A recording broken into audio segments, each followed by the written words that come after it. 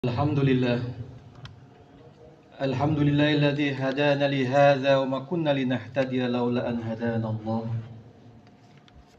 أشهد أن لا إله إلا الله وحده لا شريك له، له الملك وله الحمد يحيي ويميت وهو على كل شيء قدير.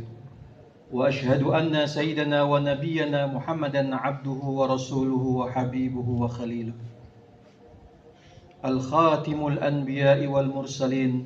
اللهم صل وسلم على سيدنا ومولانا محمد بن عبد الله، صلوات الله وسلامه عليه وعلى آله وصحبه أجمعين.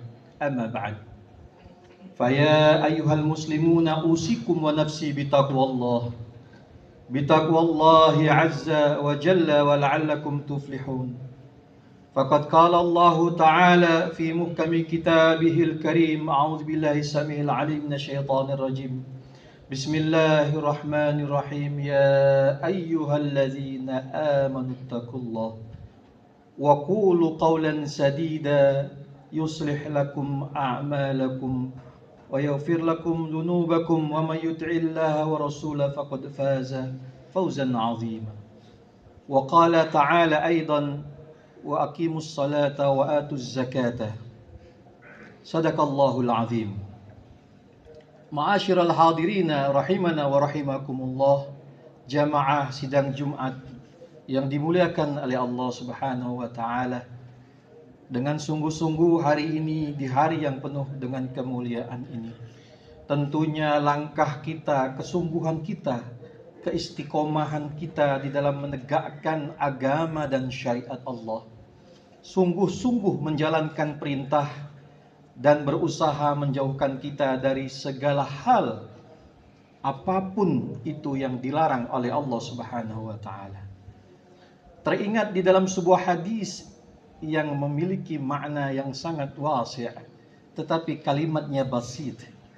Hadis yang masyhur dari Abi Hurairah radhiyallahu taala anhu qala anna rajulan qala lin nabi sallallahu alaihi wasallam awsini qala la taghdab faraddada miraran qala la taghdab, rawahu al-Bukhari di dalam sahihah. Di dalam hadis yang singkat ini, salah seorang sahabat bertanya, anna rajulan qala lin nabi.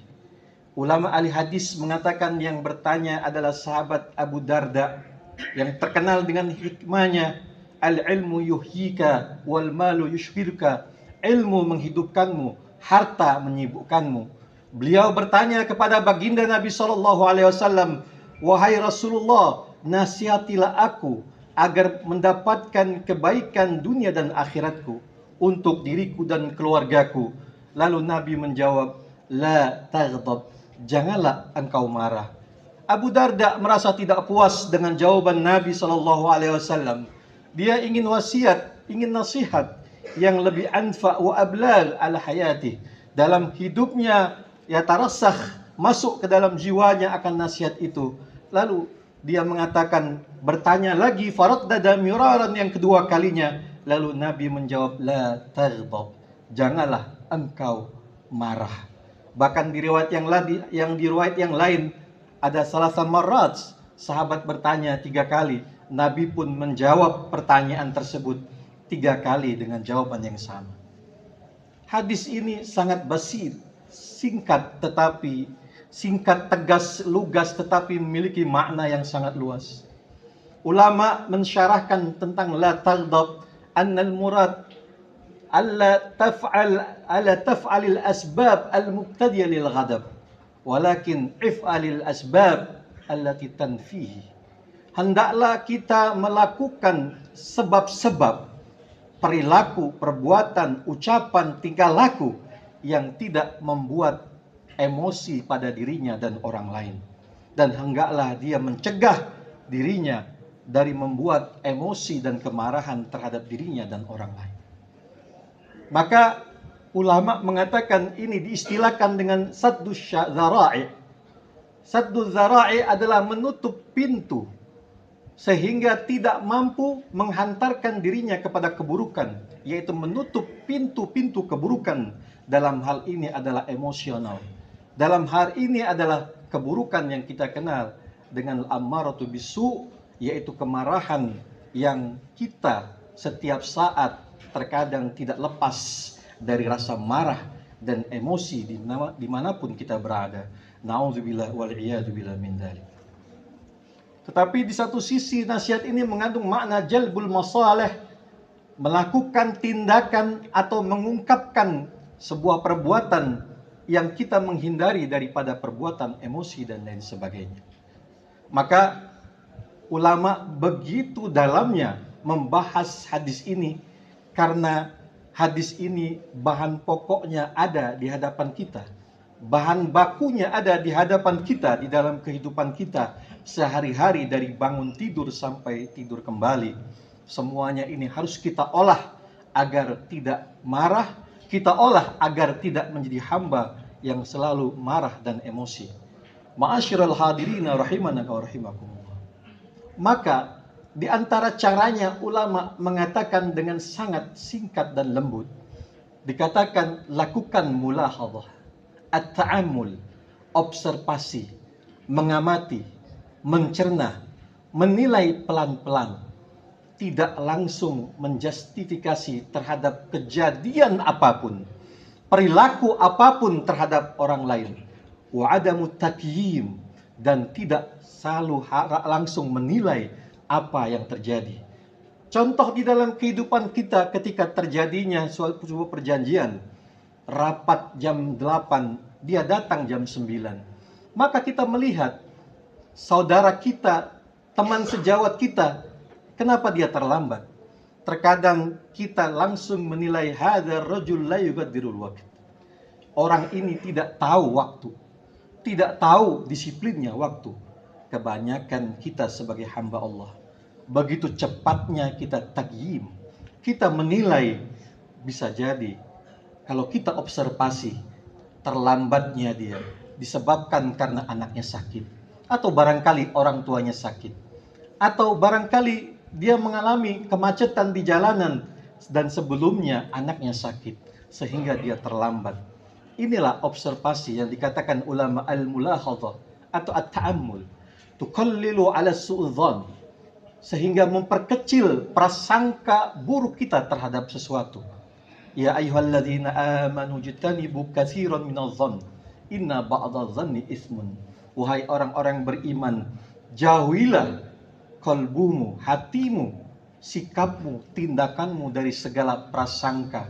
Dalam hal ini adalah prasangka buruk, karena kebanyakan prasangka itu menimbulkan dosa, rasa kotor di dalam hati kita, rasa tuduhan, bahkan tuduhan yang keji, na'udzubillah wal iyadzubillah min dzalik.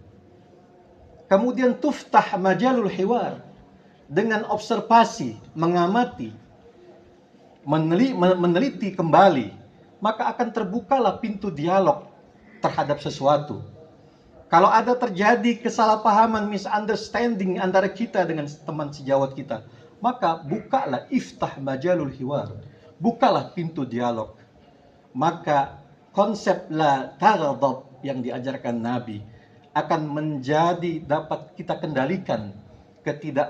Kesalahpahaman yang terjadi, misunderstanding, ternyata inilah pokok masalah manusia, sehingga terjadinya niza, konflik di antara mereka, sampai akhirnya saling berbunuhan, tumpahlah darah, banyak yang akhirnya tewas disebabkan karena kesalahpahaman dan lain sebagainya.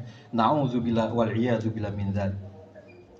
Al-mulahadha at-ta'ammul yudarrib ala sabri wa ta'atuf. Orang yang observasi, orang yang selalu mengamati dan tidak langsung menilai baik, buruk, bagus, jelek, benar, salah. Dan ini selalu kita lakukan dalam setiap kehidupan kita.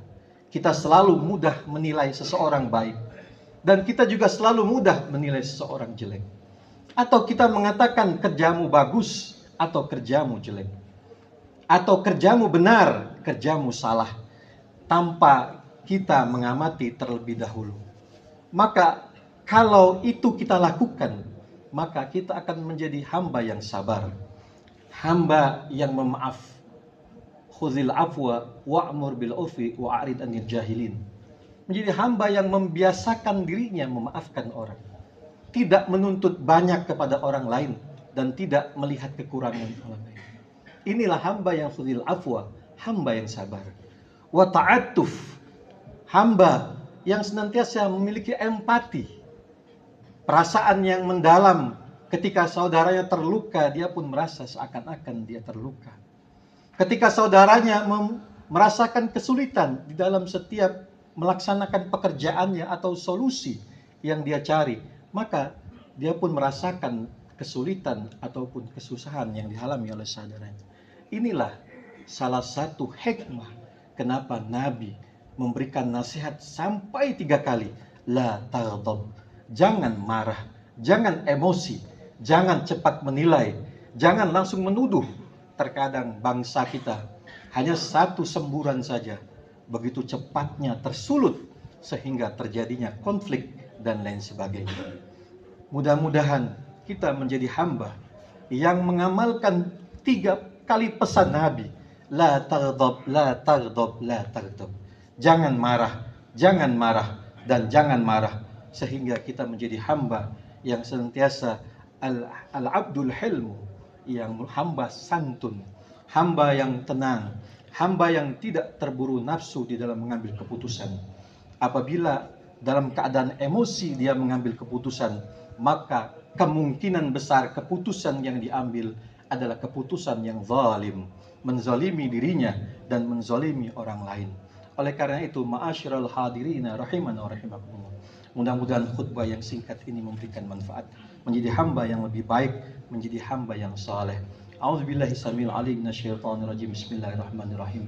Wal 'asri innal insana lafi khusrin illa alladzina amanu wa 'amilus solihati wa tawasaw bil haqq wa tawasaw bis sabr. Barakallahu li lakum fil Qur'anil 'azim wa nafa'ani bima fihi minal ayati wa dzikril hakim. Aqulu qawli hadza wa nastaghfirullahal 'azim li wa liwalidayya wa liwalidikum fastaghfiru innahu huwal ghafurur rahim.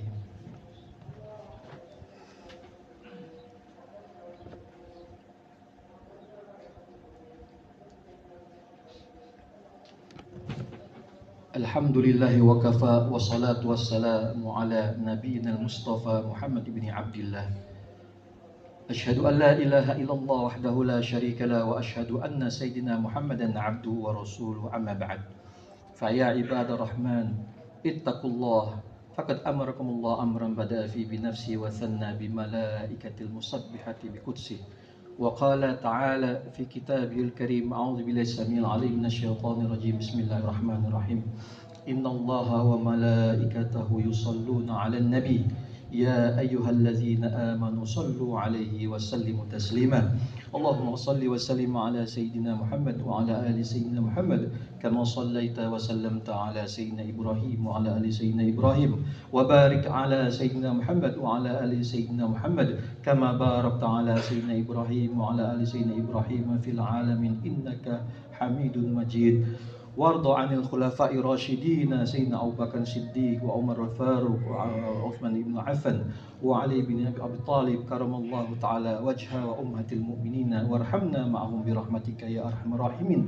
اللهم اغفر للمسلمين والمسلمات والمؤمنين والمؤمنات الأحياء منهم والأموات إنك سميع قريب مجيب دعوات يا قاضي الحاجات ويا كافي المهمات أكرمنا بأنواع الخيرات في الدنيا والآخرة. اللهم ادفع عنا الغلاء والوباء والبلاء وسوء الفتن والمحن ما ظهر منها وما بطن خصوصا في بلداننا إندونيسيا خاصة وبلدان المسلمين سائر المسلمين عامة إنك على كل شيء قدير يا ذا الجلال والإكرام. ربنا آتنا في الدنيا حسنة وفي الآخرة حسنة وقنا عذاب النار. عباد الله إن الله يأمركم بالعدل والإحسان وإيتاء ذي القربى وينهى عن الفحشاء والمنكر والبغي يعظكم لعلكم تذكرون. فاذكروا الله العظيم يذكركم واشكروا على نعمه يزدكم واسألوا من فضله يؤتكم ولا ذكر الله أكبر. أقيموا الصلاة.